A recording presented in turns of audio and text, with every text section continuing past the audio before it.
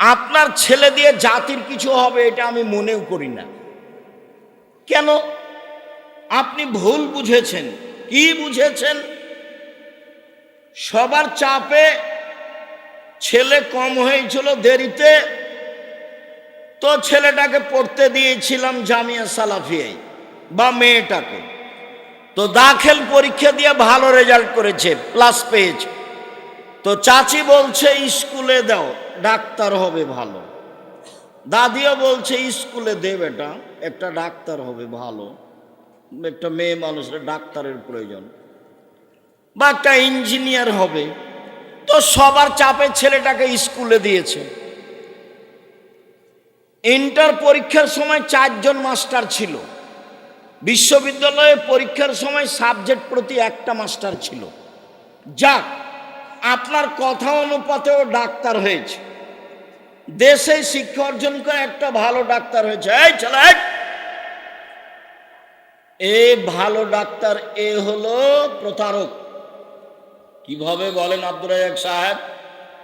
যেই কোম্পানি টাকা দেয় তারই ওষুধ লিখে। তো তুমিও গেছো, তোমার বেটাও, আপনার ছেলেও গেছে, আপনিও গেছেন। চাঁপাইনবাবগঞ্জের ভাষায় আমও গেল, ছালাও গেল, কাঁদতে কাঁদতে 2 চোখও গেল। টাকা পয়সা খরচ করে কি করলেন? ও তো ধোঁকাবাজ, জাতির সাথে প্রতারণা করে। আর ইঞ্জিনিয়ার যদি হয় তাহলে ও চোর, টাকা মাইরা নেই। একটু দিনাজপুর রানীর বন্দরের লোকেরা বুকে হাত দিয়ে বলুক না কেউ আমার সামনে বক্তব্য শেষে, এই যে জাতির জন্য ছেলে মানুষ করেছি। চোরও নয়, প্রতারকও নয়। যেটা খুব মেধাবী সেটা লন্ডন, আমেরিকা, কানাডা চলে গেছে, তো বলছে যে আমার ছেলে কি না কি একবারে কি গো সিটিজেনশিপ পেয়েছে, ওই দেশে থাকে, বিশাল কিছু। কি করে? ওই সরকার তো একে ভালো চাকরি দিবে না, তখন একে করেছে যারা টয়লেট পরিষ্কার করে তাদের ম্যানেজার 3 লাখ টাকা বেতন। তখন এও ভাবলো যে বেতন ভালো আছে, যাক যা হবে হবে, দেশে যে লাভ নাই, বা 5 লাখ টাকা। বলো এবার পড়ার ফলাফল কি? 1 মিনিট, এই ছেলেরা, তোমরা যারা নিজেকে মেধাবী মনে করছো, একটা কথা শোনাই, আমার বাস্তব। সেটা হলো আমার বাম কানে কিছুদিন ওই চুলকাতো, খুব একটু একটু পানি আসতো। তো দিনাজপুর কান বিশেষজ্ঞ ডাক্তারের কাছে গেলাম, উনি বললেন অবস্থা ভালো নয়, ঔষধ দিল। ঢাকা মেডিকেল বড় ডাক্তারের কাছে গেলাম, বলছে যে কি যে হয়, ঔষধ দিল। রাজশাহী বড় ডাক্তারের কাছে গেলাম, বলছে মনে হচ্ছে যে পর্দা ফেটে গেছে, ঔষধ দিল। 6 মাস বছর পার হচ্ছে। তো একদিন আমি কলকাতা গেলাম প্রোগ্রামের জন্য, মনে হয় এখান থেকে যেদিন যাই সেদিনই হতে পারে। তো বললাম যে শোনো, চলো মেডিকেলে চলো, আগে কানটা দেখাই। তো সিরিয়াল করে আমি গেলাম, ডাক্তার একটু এভাবে দেখেই সরে বসছে। তা আমি বলছি হাজরাত যারা মেহরবানি করকে দোবারা দেখতে, মানে ও যেভাবে দেখেছে তাতে আমাকে ভালো লাগেনি। তা আমি অনুরোধ করে বলছি আর একবার দেখতেন। তো হেসে উঠেছে, হেসে উঠে বলছে दो दवा लिख दिया, कभी नहीं होगा, अगर हो ही जाए तो दूसरे को इस्तेमाल करना, पहले को नहीं। বাস ভালো হয়ে যাবে, আর কোনোদিন হবে না। যদি হয় তাহলে দ্বিতীয় ওষুধটা ব্যবহার করিও, প্রথমটা নয়। 3 দিন পার হয়নি, ভালো হয়ে গেছে, আলহামদুলিল্লাহ। আমি কি বলি তোমাকে, আমার বাস্তব অভিজ্ঞতা বললাম। তোমার বাপ মা ভুল বুঝেছে, তুমি কিছু করতে পারবা না জাতির, ব্যবসা করে খাও। আমি চকলেটের ব্যবসা করতে বলিনি, দেখো আমি চকলেটের ব্যবসা মানে আমি বলেছি কম পয়সা দিয়ে ব্যবসা করো, লোন নেওয়া লাগবে না, শ্বশুরের কাছে টাকা নেওয়া লাগবে না। এটা সত্য, আমি তোমাকে মজাক করে বলিনি। এটা দিনাজপুর মানে বোনকে জমি দেয় না, শয়তানি করে দিন কাটাই। 10 বছর হলো বাপ মরা, এখন পর্যন্ত বোনকে জমি দেয়নি। তোমাকে তো বলেছি, তোমার বাপকে তুমি বলনি। আব্দুর রাজ্জাক সাহেব বলে গেলেন আপনি নাকি কুকুর সিগারেটের চেয়ে খারাপ আব্বা। কেন? আমার দাদা মরা 10 বছর হলো, আমার বোন ফুফুকে নাকি জমি দেননি। দেখো তুমি, আর তুমি হুঁশিয়ার ছেলে প্রমাণ করো তোমার বাপ পাবে সকালে জমি আর তোমার ফুফু পাবে বিকেলে। এইটুকু হবে কি না? এইটুকু হবে না। তোমার বাপ যখন পেয়েছে তোমার ফুফুও তখন পাবে। বলো 10 বছরের জবাব কি হবে? তোমার বাপ তো কুকুর শ্রীলের চেয়ে খারাপ, তুমি তার চেয়ে খারাপ কিভাবে? তুমি যৌতুক নিলে কেন? যৌতুক নিবে কেন? ভিক্ষা করে খাবা তো, বহুদিন থেকে বলছি। আরে ভিক্ষা করে খাবা কেন? দিন মজুরি করে খাবা। দিন মজুরি করে খাবা কেন? ব্যবসা করে খাবা। আল্লাহ রাসূল বললেন উপার্জনের 4টা পথ। যে যেখানে আছেন কষ্ট হলে এক খেলে চেয়ে থাকবেন। আমি লম্বা সময় করব তা নয়। 1 দিন মজুরি, আল্লাহ নবী বলেন সন্ধ্যায় টাকা শেষ হবে। 2 ব্যবসা, 2 চাকরি, 25 দিনে টাকা শেষ হবে সাধারণত। 3 জমি চাষ, সমান সমান না হলে লস। 4 ব্যবসা। তখন আল্লাহর নবী বলছেন সত্যবাদী বিশ্বস্ত ব্যবসায়ীরা নবীর সাথে থাকবে জান্নাতে। তাহাজ্জুদ পড়ে নবীর সাথে থাকা যায় না, হজ করে নবীর সাথে থাকা যায় না, রমজান মাসে রোজা থেকে নবীর সাথে থাকা যায় না, তাসবিহ তাহলিল জিকির আজকার করে নবীর সাথে থাকা যায় না। নবীর সাথে থাকার আরেকটা পথ আছে মুহাম্মদ সাল্লাল্লাহু আলাইহি সাল্লাম।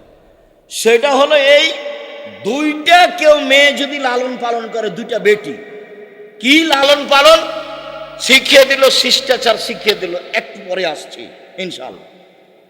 বিদ্যা শিখিয়ে দিল, শিষ্টাচার শিখিয়ে দিল, বিবাহ দিয়ে দিল। এই বাপ আর আমি জান্নাতে এভাবে থাকবো। তখন আঙ্গুল দুটি জমা করে দিলেন, আমি আর ওই বাপ একসাথে থাকবো। 10টা ছেলেকে পড়ালে 1 নেকি হবে, এই কথা আল্লাহ রাসূল বলেননি। তো ছেলেকে পড়াবেন কেন? জন্ম দিয়েছেন এই জন্য। শুনুন, কারো যদি কাজের মেয়ে থাকে 5 শিখিয়ে দেয়, সুন্দর শিখিয়ে দেয়, সব বিদ্যা সুন্দর নয়। শিষ্টাচার শিখিয়ে দেয়, সুন্দর শিষ্টাচার শিখিয়ে দেয়, তাহলে সে ডবল নেকি পাবে। সব শিষ্টাচার সুন্দর নয়। এই ছেলে, তোমার বোনের নখটা বড় আছে, নখে নেইল পালিশ আছে, বলো তো এর কাছে বিদ্যা আছে? নেই। আল্লাহ নবী বলছেন যে নবীদের বৈশিষ্ট্য 10টি। নবীদের খাসলাত, অভ্যাস, শিষ্টাচার, বৈশিষ্ট্য, আদাত, অভ্যাস 10টা নবীদের। 1 দাড়ি ছেড়ে দিতে হবে, ছোট করাও যাবে না, চেঁচে ফেলাও যাবে না। 2 মুছ কেটে ফেলতে হবে, চাঁচা যাবে না। মুছ কিছু থাকবে মানে পুরুষ। 3 অজু গোসলের সময় নখগুলি, এই গিরাগুলি ভালো করে ধুইতে হবে। 4 নখ কেটে ফেলতে হবে। তো তোমার বোনের নখ বড় আছে, বলো দেখিও ভালো শিক্ষা অর্জন করেছে। বলিও তো তোমার বোনকে আজ বাড়িতে গিয়ে যে তুমি নাকি ভালো করে পড়াশোনা করনি। কেন? আব্দুর রাজ্জাক সাহেব তো বলে গেলেন তোমার মাথার চুল নাকি সামনের দিক ছোট, তুমি নাকি ভরু তুলে চিকন করো, তুমি নাকি দাঁত ছিলে পরিষ্কার করো, তুমি নাকি পরচুলা ব্যবহার করো, তুমি নাকি উঁচু স্যান্ডেল পরে নিজেকে উঁচু লম্বা দেখাও, তুমি নাকি আঁটো সাঁটো ব্রেসিয়ার পরে নিজেকে কম বয়সী দেখাও। সেই জন্য আব্দুর রাজ্জাক সাহেব তোমার বিদ্যাকে না করে দিয়েছে। আর যদি তোমাকে বলি, এবার তুমি বলো, 1 গ্লাস আমি তোমাকে পানি দিলাম, তুমি বললে থ্যাংক ইউ, বলো তাহলে এটা কি হলো? থ্যাংক ইউতে 1 নেকি হবে, 1, কিয়ামত পর্যন্ত বলতে থাকো। আর যদি বলো জাযাকাল্লাহ খায়র, 1 গ্লাস পানি দিলে আল্লাহ তোমাকে উত্তম প্রতিদান দান করুন, তা আমি আল্লাহকে দিতে বলেছি। আমি তোমাকে 1 গ্লাস পানি দিয়েছিলাম, তুমি বলেছো আল্লাহ এই 1 গ্লাস পানির প্রতিদান তুমি দাও। তো আমি লন্ডনে বিপদে পড়েছি, তখন ওই যে তুমি যে বলেছ আল্লাহকে যে প্রতিদান দাও, তখন তোমার কথাটা আল্লাহ কবুল করে আমাকে লন্ডনে বিপদ থেকে বাঁচিয়ে দিয়েছে। তুমি যে প্রতিদান কাকে দিতে বলেছ? আল্লাহকে। তাহলে এবার তুমি থ্যাংক ইউ একদিকে রাখো আর জাযাকাল্লাহ খায়ের একদিকে রাখো। সবাই যে উল্টা পথে বাম হাতে চা খাচ্ছে, এখানে কত ছেলে মেয়ে আছে বাম হাতে চা খায়, বাম হাতে পানি খাই। ও হিন্দু নাকি? বাম হাতে কেন খাই? বাম হাতে কেন খাও তুমি? এই ছেলে, যখন পায়খানা করার পরে চাঁপানেওয়াজের ভাষাতে যখন ছুঁচো, তখন কোন হাত দিয়ে পানি খরচ করে বাম, তো ওই হাতে চা খাচ্ছ যে, ছি ছি ছি, ফু। এই বিদ্যা কি করবে? এটা বিদ্যা নয়। আল্লাহ রাসূল বলছেন যে শিষ্টাচার শিখালো, সুন্দর শিষ্টাচার শিখালো। সব শিষ্টাচার সুন্দর নয়। সম্মানিত দিনী ভাই ও বোন, পারিবারিক কথা 6। আবু হুরায়রা রাদিয়াল্লাহু তাআলা আনহু বলেন, রাসূল সাল্লাল্লাহু আলাইহি সাল্লাম বলেছেন, কুল্লু নাফসিন মিন বানি আদম, আদম সন্তানের সবাই দায়িত্বশীল। অর রাজুল সাইয়্যিদ ফি আহলিহি, বাপ হলো বাড়ির কর্তা, বাড়ির দায়িত্বশীল। বাড়ির স্ত্রী, ছেলে মেয়ে, এদের সবার জবাব তাকে দিতে হবে। বিদ্যা ভালো হতে হবে, শিষ্টাচার ভালো হতে হবে, তাহলে আপনি বাঁচতে পারবেন, অন্যথায় আপনি টিকতে পারবেন না। 2, অলমারাতু সাইয়্যিদা ফি বাইতি যাওজিহা ওয়া ওয়ালাদিহি, আপনার মা এই বাড়ির দায়িত্বশীলা, তার ছেলের জন্য, তার মেয়ের জন্য, তার বৌমার জন্য, তার স্বামীর জন্য। স্বামীর অর্থ সম্পদ দেখে রাখতে হবে, ছেলে মেয়ের দেখাশোনা করতে হবে। তার নাম মা, কাছাকাছি।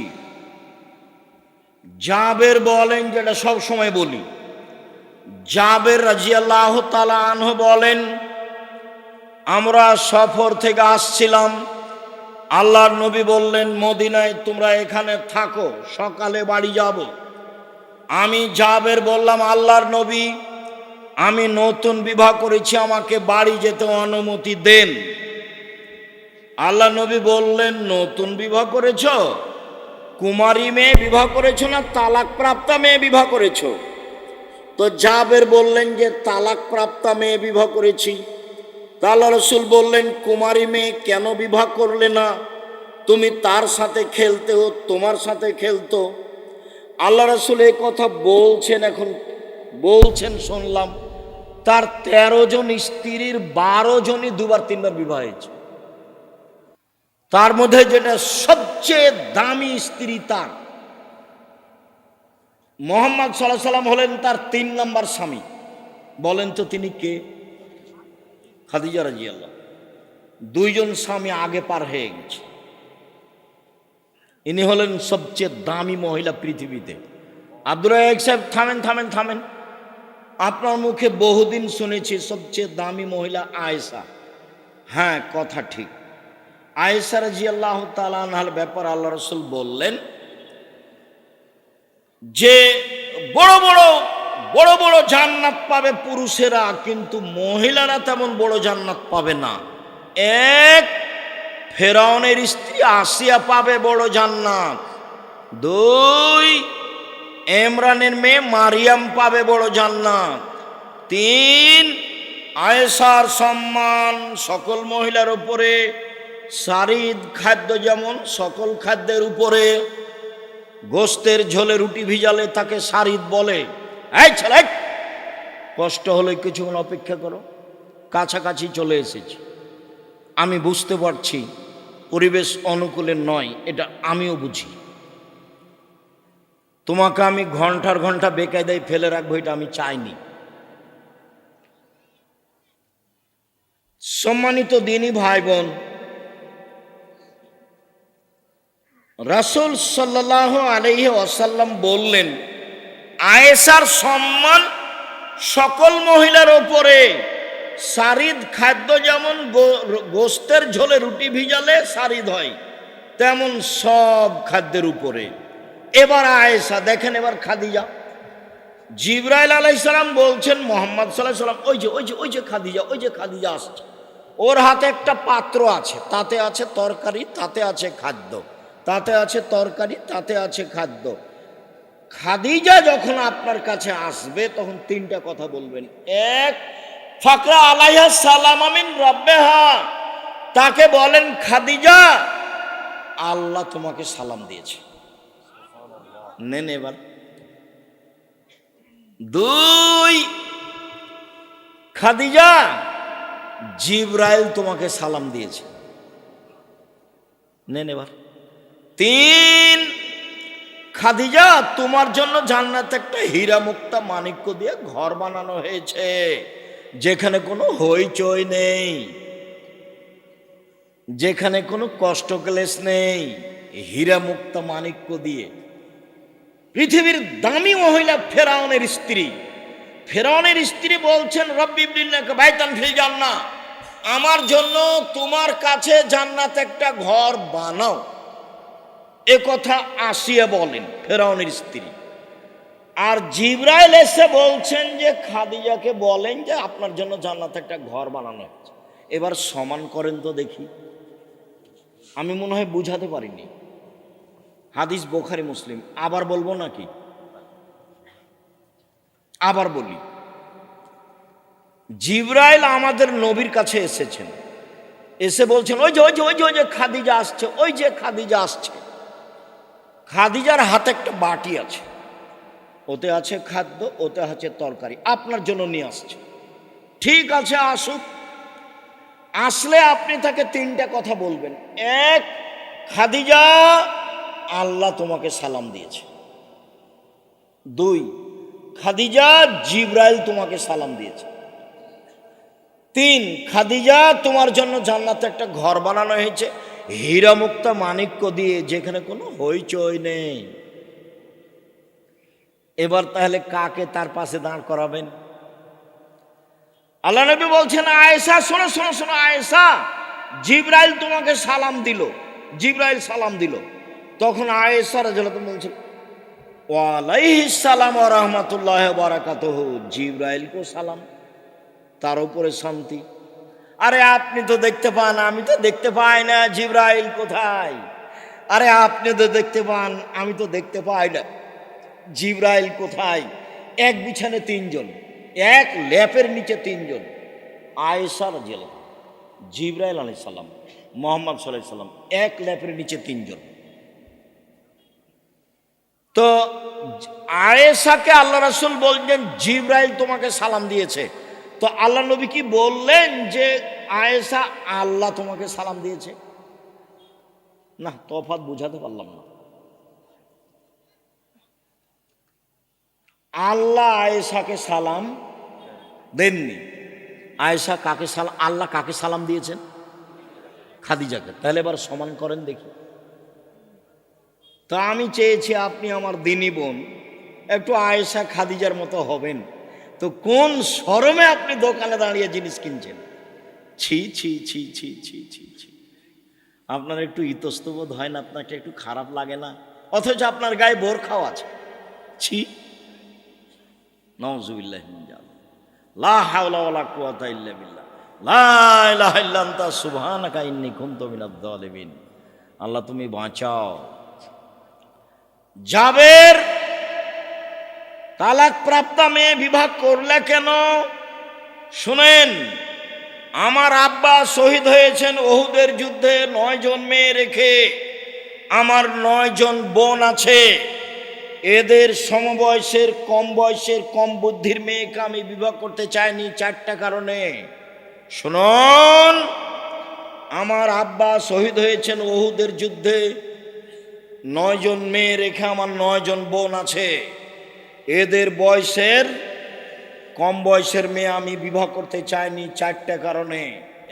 এক, লেতুয়াল্লে মাহুন্না, আমার স্ত্রী যেন আমার বোনদেরকে বিদ্যা শিখাতে পারে। বিদ্যা, ছেলে মেয়ে আপনিও পড়াচ্ছেন, কিন্তু আপনি ঠকে গেছেন। জাতির জন্য পড়াতে হবে, নিজের জন্য নয়। টাকা ইনকাম করবে, এটা আপনার মাথায় আসলো কেন? আরে আমার আব্বা নিরক্ষর, আমি কতদিন শুনেছি, আমার নিজের বাপের কথা বলছি। আমার আব্বা নিরক্ষর, আমি কতদিন শুনেছি আমার আব্বার মুখে। আরে ছেলে মেয়ে কি ভাগ্য ছেড়ে এসেছে নাকি? ওদের জন্য অত চিন্তা করব কেন? ওদের ভাগ্য আছে। তা আমাকে যখন বলতে লাগলো যে আপনার ছেলেরা ভালো, আব্দুল্লাহ, আব্দুর রহমান, আব্দুর রহিম, ওদেরকে একটু স্কুলে দেন না। তখন আমি বললাম যে সবার ছেলে তো স্কুলে পড়ে, আর স্কুলে যে কি করবে, এরা এই লাইনেই থাক। তো শিক্ষকের নাম্বার দিয়েছে 101। তা আমি বলছি হুজুর এভাবে দিলেন যে আব্দুল সামাদ সালাম 101 দিলেন যে? আরে শোনো আব্দুর রাজাক, জীবনে কত খাতা দেখলাম, তো 100 দিয়েছি। তো আমাকে এটা তার চেয়ে ভালো লেগেছে, তখন আমি কোনো পদঘাট না পেয়ে 101 করে দিচ্ছি। তো জাতির জন্য ছেলে মানুষ করেন, নিজের জন্য কেন? নিজের জন্য করলে ও কোম্পানির ওষুধ লিখবে, ও জানে যে এর চেয়ে ভালো ওষুধ আছে। কি করবে নেই ছেলে দিয়ে? আর বেটি ছেলে হলো তার সহযোগী। বেটি ছেলে ভাষা বুঝেন না, মেয়ে মানুষ বুঝেন তো। ডাক্তারের সহযোগী কে? মেয়ে মানুষ। কেন দেশে ছেলে মানুষ নাই? ডাক্তার সাহেব আপনি মনে কিছু নিয়েন না, আপনাকে আমি ভালোবাসি। ব্যতিক্রম 2-1 হবে না এটা নয়, 2-1 হবেই। আমি তো সারা জীবন বলে আসলাম 90 সাল থেকে আমি কোনোদিন পথ খরচ চাইনি, পাথর চাইনি। এমন তো সবাই বলে না। বলে কি?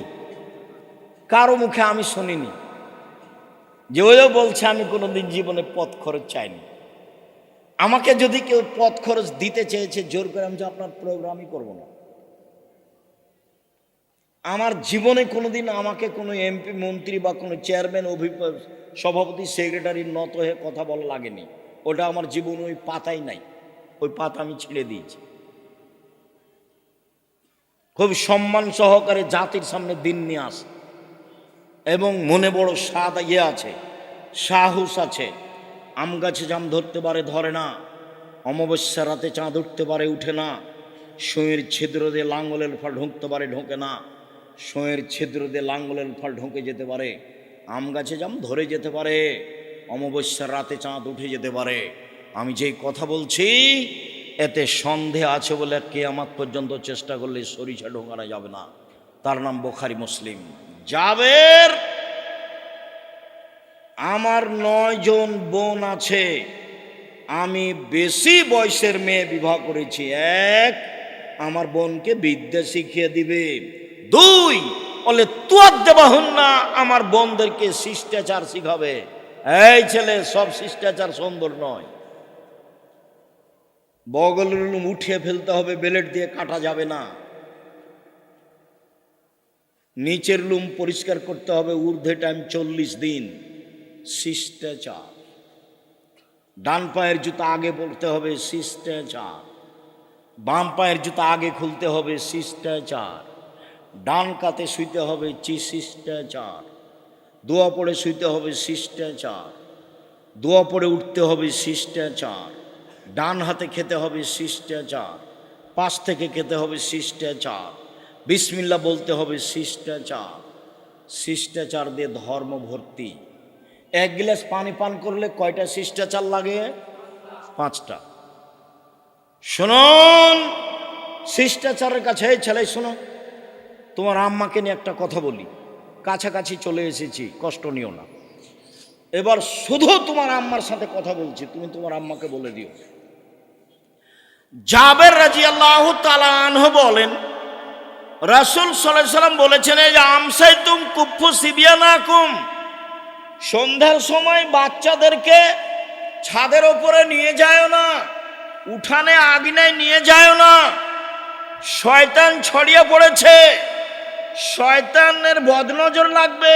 বাচ্চা রাতে কাঁদবে, কান্নাকাটি করবে, ছাদ থেকে উপরে ধাক্কা দিয়ে ফেলে দিবে। আল্লাহ নবী বলছে। 1, বাচ্চা, ছোট বাচ্চাকে কোথায় নিয়ে যাওয়া হবে না সন্ধ্যার সময়? বাহিরে, ছাদে, উঠানে, আগ্নেয়, খুলিতে, চত্বরে নিয়ে যাওয়া যাবে না, নিষেধ। 2,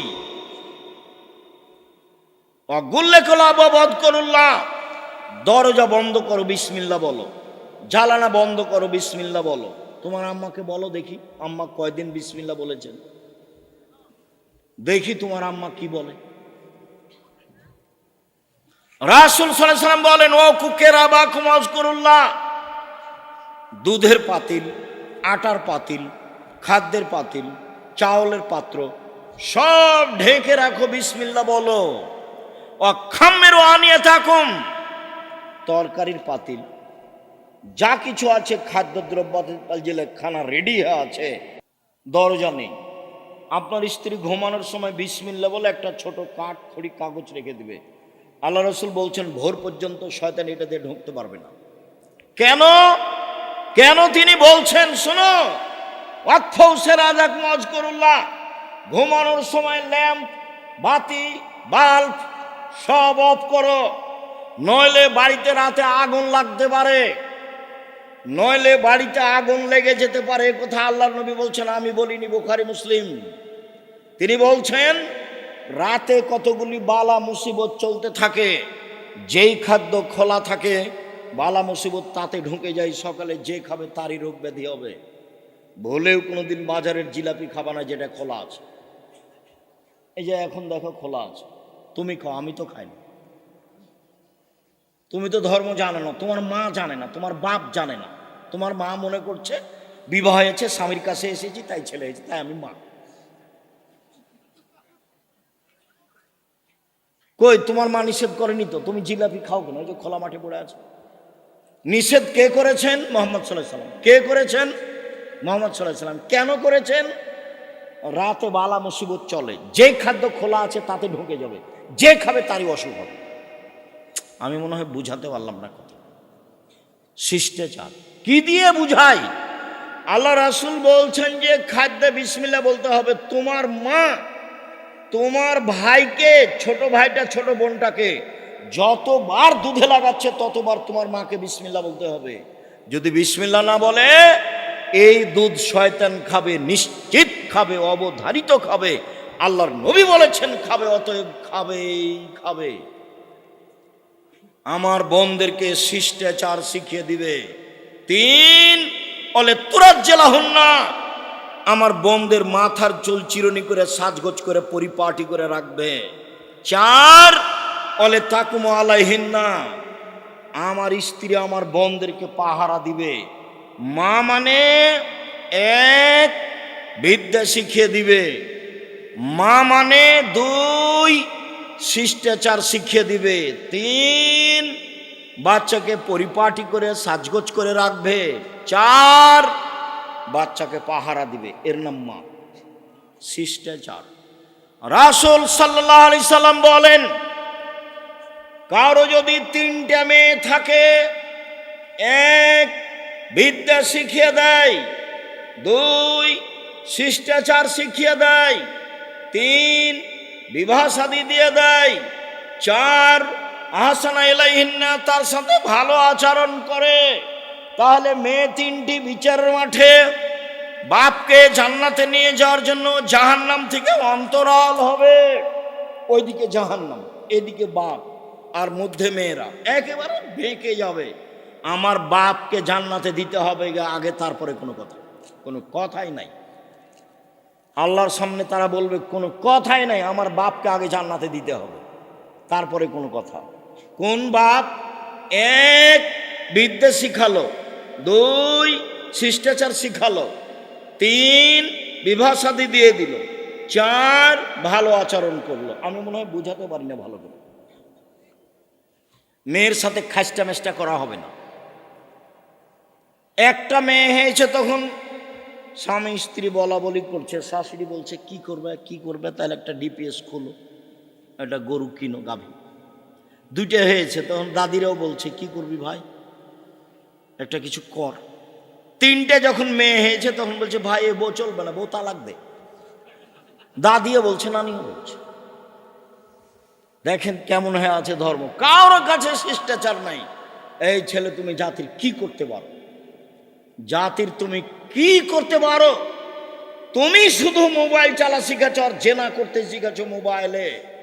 দুই চোখের জেনা হলো চোখ দিয়ে দেখা, দুই কানের জেলা হলো কান দিয়ে শোনা, হাতের জেনা হচ্ছে হাত দিয়ে ধরা, পায়ের জেনা হচ্ছে এই পথে চলা, অন্তরের জেনা হচ্ছে পরিকল্পনা করা, মুখের জেনা হচ্ছে মুখে কথা বলা। তুমি জানো কত মেয়ের সাথে মোবাইলে কত কথা বলো। আল্লাহর নবী বলছেন, আমার বড় ভয় আমার উম্মাত গোপন পাপে লিপ্ত হবে, এটা আমার ভয়।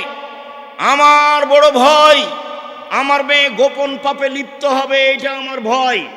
কাছাকাছি চলে আসলাম, শেষে চলে আসলাম। অতীব গুরুত্বপূর্ণ বুখারী মুসলিমের হাদিস। এ হাদিস বলে আজকের মতো কথা শেষ করব। এক পায়ে দাঁড়িয়ে থাকবেন, নড়বেন না। প্রথম প্রস্তাব, ৬-৭ রাজশাহীতে যেতে হবে। বিশাল প্রতিষ্ঠান, দিনাজপুরের লোকের প্রতিষ্ঠান, চিরির বন্দরের মহিলা পুরুষের প্রতিষ্ঠান, রানীর বন্দরের মহিলা পুরুষের নিজস্ব প্রতিষ্ঠান। বিষয়ভিত্তিক বক্তব্য হবে, রাষ্ট্রীয় পর্যায়ের আলোচনা হবে, সবার জন্য একই ধরনের বক্তব্য। যাওয়ার জন্য অনুরোধ জানালাম। ২, আলিতেসাম পত্রিকা একটা চলন্ত মাসে নিতে হবে, আর আমি কিনেছি একটা ফ্রি দেওয়ার জন্য। আমি ইতেসামের কাছে কিনে নিয়েছি, জামিয়া সালাফের কাছে। জামিয়া সালাফের কাছে আমি টাকা দিয়ে কিনে নিয়েছি আপনাকে ফ্রি দেওয়ার জন্য। 50টা প্রশ্নের উত্তর আছে। আজকের আলোচনা উপদেশ বইয়ে আছে, আদর্শ নারীতে আছে, আদর্শ পরিবারে আছে। যাওয়ার সময়তে অবশ্যই মূল্যায়ন করবেন। আর এইটা একটা প্রতিষ্ঠান জামিয়া সালাফিয়ার সাথে সম্পৃক্ত।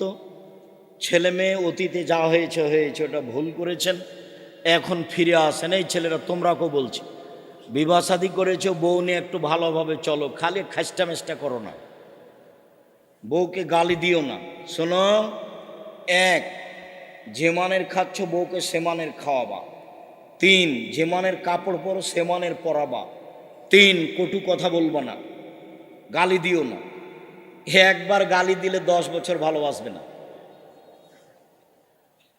খালি প্রশংসা করো, সুন্দরী হোক আর না হোক। বলো যে তোমার মতো কোনো সুন্দরী নারী দেখি না, সারা রাত পাঁটি বেঁধে। ওরা হলো প্রশংসা প্রিয় মানুষ। তুমি ভুল করে গালি টালি দাও, সেই করো, ওগুলো করা হবে না। 4, মুখের উপরে মারা হবে না। 5, নিজের বাড়ি ছাড়া কোথাও যেতে দিতে হবে না। শ্বশুর বাড়ি পাঠাও যদি নিজে যায়, সকালে যাবা সন্ধ্যায় ফিরে আসবা। বউ নিয়ে যাবা, বউ নিয়ে চলে আসবা, বিবাহের বাড়িতে পাঠাও না। আর যদি তোমার বউ বাজারে যায়, রানীর বন্দর বাজারে যাইতে আমি ধরে নিয়েছি, তুমিও দুনিয়াতে নেই, বিদেশে চলে গেছো, নাহলে মরে গেছো। তোমার ছোট ভাইও নাই, তোমার বড় ভাই নাই, তোমার বাপও নাই, তোমার শ্বশুরও নাই, তোমার ভাগনারাও নাই, কেউ নেই। তোমার বউ একেবারে নিরুপায় হয়ে বাজারে গেছে, অনাথ। জানি না তোমার বউ কেন বাজারে যায়। আমরা তো জীবনে একদিনও যাই না, তবু তো বেঁচে আছি। আমি জীবনে কোনোদিন চায়ের স্টলে বসিনি, জীবনে কোনোদিন বসিনি, তো বেঁচে আছি। তো চায়ের স্টলে বসিনি কোনোদিন, দোকানে হাট বাজারে তো আমরা তেমন যাই না। প্রতিষ্ঠানের আশেপাশে যারা দোকানদার আছে তারা চিনে, এখন আমাকে দেখে চিনে কি না, হয়তো আবার দেখলে বলবে যে ওই যে ওই যে ওই যে যাচ্ছে, এমনটা বলতে পারে। আমি কোনোদিন বসিনি। 4টা জিনিস জরুরি, হাদিসটা বলতে যাচ্ছি। 1, 5 ওয়াক্ত সালাত। এই ছেলে, একটু বিরক্ত হয়েও না। 5 ওয়াক্ত সালাত, হালাল রুজি, কোরআন তেলাওয়াত। 4, আড্ডা পিটা নিষেধ। আড্ডা পিটা 2 ধরনের। দোকানে বসে গল্প করা চিরদিনের জন্য হারাম। 2, মোবাইল দেখা ঘন্টার ঘন্টা, এটাও আড্ডা পিটা, চিরদিনের জন্য হারাম। 1, কি বলতো? 1, 5 ওয়াক্ত সালাত। 2, হালাল রুজি, ব্যবসা, নবীর সাথে থাকা যাবে। 3, কোরআন তেলাওয়াত, প্রয়োজনে সূরা ইখলাস 3 বার পড়বো। আমি আল্লাহকে বলবো, দেখো আমি কোরআন পড়েছি। একবার কোরআন পড়েছি। 4 আড্ডা পিটা নিষেধ। আড্ডা পিটা দুই ধরনের, এক দোকানে বসে বা নির্বাচনের ঘরে বসে সবাই মিলে এমন গল্প জমাইছে আর চা খাচ্ছে, টাকা দিয়েছে তার একজন, মাথায় কিছু আছে, সবই কি গোবর। মনে কষ্ট নিও না, আমি তোমাকে খুব মন দিয়ে ভালোবাসি, তুমি আমার কাছের সন্তান, তুমি আমার কাছের ভাই, তোমাকে আমার আদরের কোনো অভাব নেই, আপনাকে মূল্যায়নের কোনো অভাব নেই, তবে আপনার ছেলে এই জুয়ার চুরি করে বেড়াবে, এর পিছনে দৌড়িয়ে বেড়াবে, এটা আমি চাই। আপনার ছেলে পড়াশোনা শিখবে, হালাল রুজি উপার্জন করবে, নিজের মতো খাবে, নিজের মতো চলবে। কথা বুঝাতে পারিনি? পড়াশোনা শিখেছে, ব্যবসা করবে, না হলে চাকরি করবে, না হলে দিনমজুরি করবে, নিজের মতো খাবে, নিজের মতো চলবে। 5 ওয়াক্ত সালাত, হালাল রুজি, কোরআন তেলাওয়াত, বাস জান্নাত হবে। ধান্দাবাজি করতে গেছো কেন? কেন গেছো ধান্দাবাজি করতে? যাবা কেন? কেন যাবা? আয়েশা রাদিয়াল্লাহু তাআলা আনহা বলেন, আমরা সফর থেকে আসছিলাম, হঠাৎ করে আমার গলার হার হারিয়ে গেল। আমার বড় বোনের কাছ থেকে চেয়ে নিয়ে এসেছিলাম, খুঁজেও পাই না, যেতেও পারি না, সালাতের টাইম হয়ে গেল, পানিও নাই, অজুও করতে পারি না, বড় বিপদে পড়ে গেলাম। সবাই বিপদে।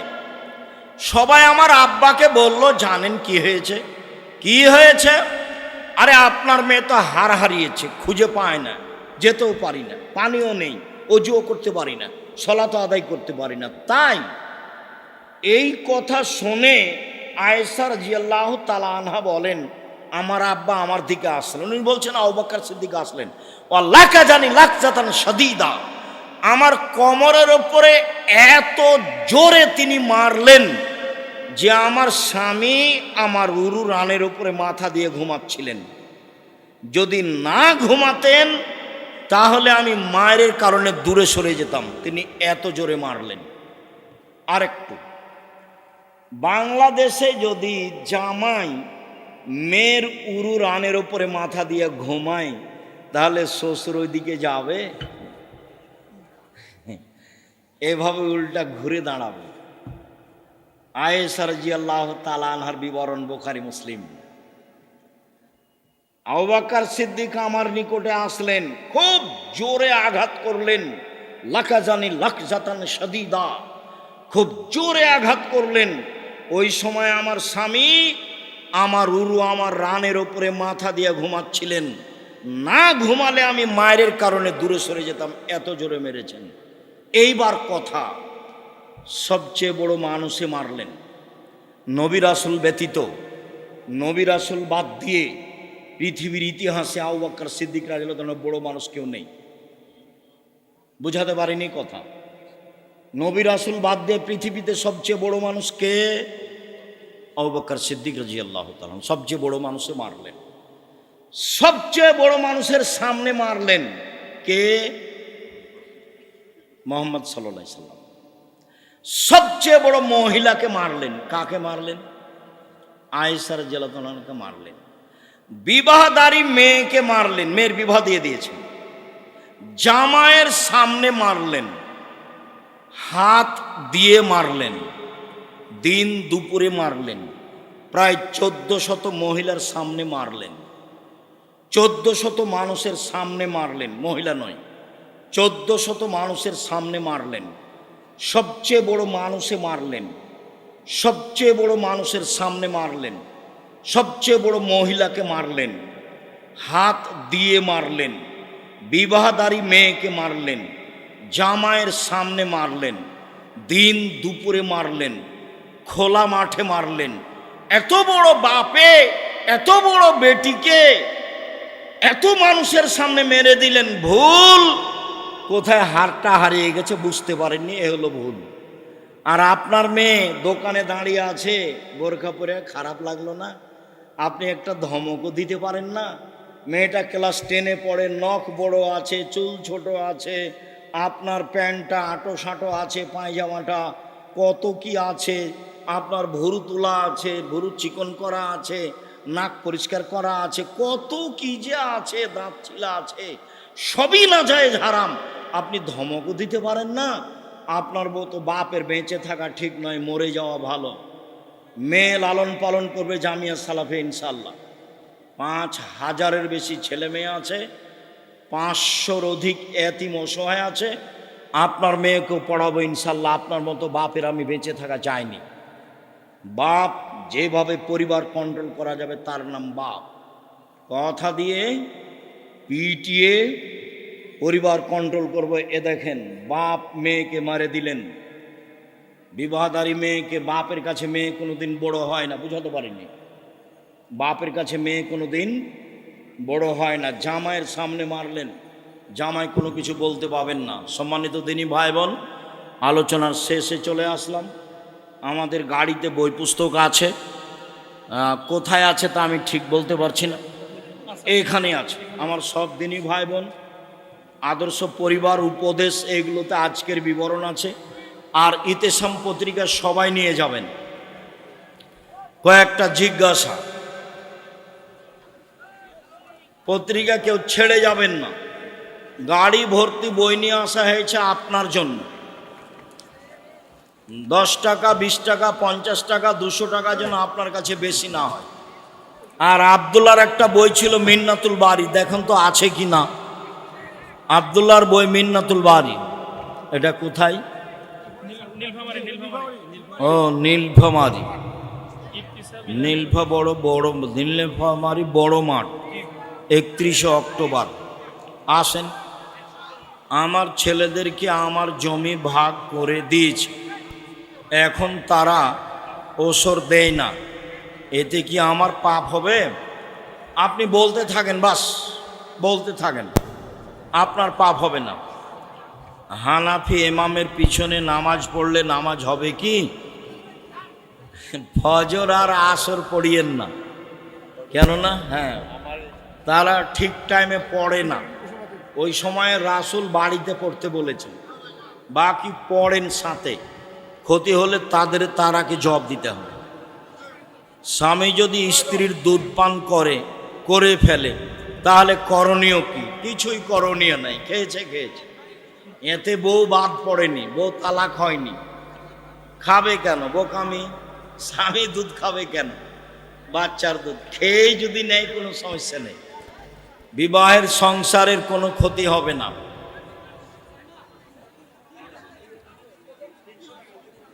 শখ করে ইঁদুর পালা যাবে কি? নাউজুবিল্লাহি মিন যালিক। যেসব প্রাণীকে মারা আদেশ আছে এহরাম বাঁধলেও, হজের এহরাম, তার একটা প্রাণী হলো ইঁদুর। ওকে মেরে ফেলতে হবে। আগুন লাগিয়ে দেয় রাতে ইঁদুর, আল্লাহ রাসূল বলেছে। আর বাড়িতে যেটা আছে গিরগিট, ছিপকালি, জিঠি, এটা মারতে হবে।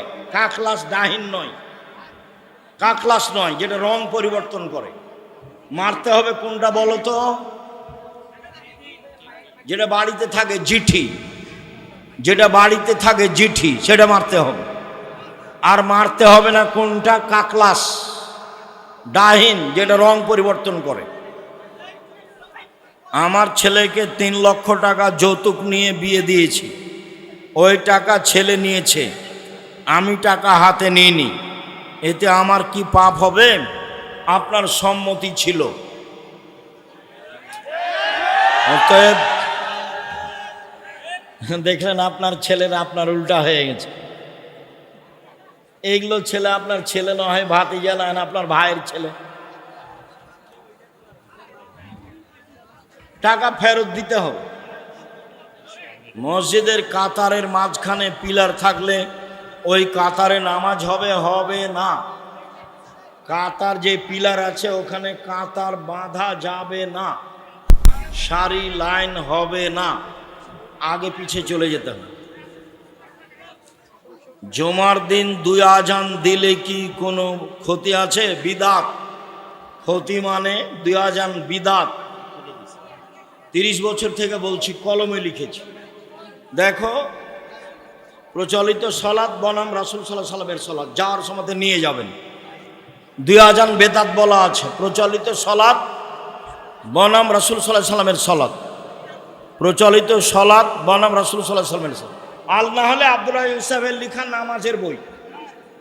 আব্দুর রাজ্জাক বিন ইউসুফের লেখা কোন বই? নামাজের বই। তাহলে পাওয়া যাবে।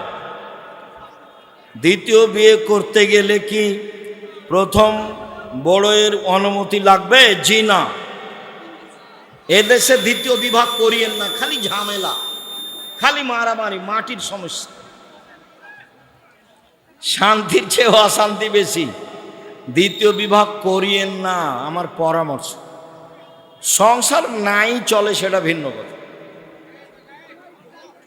কুষ্টিয়ার এক বক্তা বলেছে খাদিজা রাদিয়াল্লাহু তাআলা জীবনে কোনোদিন নামাজ পড়েননি। ওও জানে না। এই কথা বললো কি করে? আমাদের তো এরকম কোনো বাক্য আমরা দেখিনি। মরার আগে যে নীতিতে মুহাম্মদ সাল্লাল্লাহু আলাইহি ওয়াসাল্লাম ইবাদত করতেন তিনি সেই নীতিতে করতেন। শতকরা 95 জন বক্তা মিথ্যুক, আমি বলিনি ইনি মিথ্যুক। শতকরা 98 জন মুফাসসির মিথ্যুক। তোমরা এসব বক্তব্য শোনা থেকে বেঁচে থাকো। বছরের প্রেমের সম্পর্ক ভুল, 2 বছরের প্রেমের সম্পর্ক ভুল বুঝতে পেরে সম্পর্ক হালাল করতে চাচ্ছি। মেয়ের বাবা রাজি হচ্ছে না, মেয়ের বাপকে রাজি হতেই হবে। তুমি নাম্বার দিও, আমি সহযোগিতা করব। আল্লাহ রাসূল বলেছেন এরকম সময়ে বিবাহ না দিলে ফিতনা বাড়ে। এরকম সময়ে বিবাহ না দিলে ফিতনা বাড়ে। যেই বাপ বিবাহ দিচ্ছে না দেখবেন যে ও খালি টেনশনে দিন কাটাচ্ছে, ঝামেলার শেষ নেই। আসসালামু আলাইকুম সাহেব, বিস্তারিত বললে উপকৃত হব। দাদার সম্পত্তি নাতির এতিম কতটুকু পাবে? যদি ওর নিজ ভাইরা বেঁচে থাকে, ওই লোকের যদি আর ছেলে বেঁচে থাকে, তাহলে নাতিরা জমি পাবে না। যেই পরিমাণ ওই ছেলে পেত সেই পরিমাণ ওসিয়ত করে দিতে পারে। যে ভাগ পায় না তার জন্য ওসিয়ত চলে। আর ছেলে থাকলে নাতিরা জমি জায়গা পাবে না। সালাতে দণ্ডায়মান হলে হায় আসতে পারে, হাত দিয়ে ঠেকাবা। হাই উঠলে শয়তান হাসে, মুখের ভিতরে ঢুকে যায়। ওর খালি খারাপটাই কাজ।